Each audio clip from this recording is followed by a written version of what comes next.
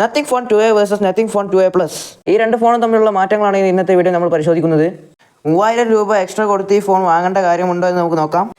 Nothing phone 2Aയിൽ MediaTek Dimensity 7200 Pro എന്ന പ്രോസറാണ് ഉപയോഗിച്ചിട്ടുള്ളത്. 2A പ്ലസിൽ വരുന്നത് MediaTek Dimensity 7350 Pro എന്ന് പറഞ്ഞ പ്രോസറാണ്.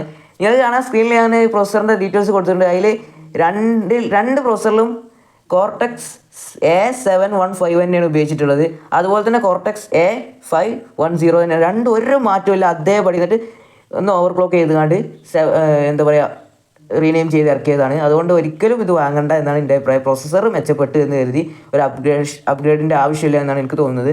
പിന്നെ ഈ പ്രോസസ്സറിലെ സെയിം GPU തന്നെയാണ് രണ്ടിലും വരുന്നത്. മാലി G610MC4 എന്ന് പറയുന്ന GPU തന്നെയാണ് രണ്ടിലും വരുന്നത്. വലിയ കാര്യമൊന്നുമില്ല അതുകൊണ്ട് എന്നാണ് എനിക്ക് തോന്നുന്നത്.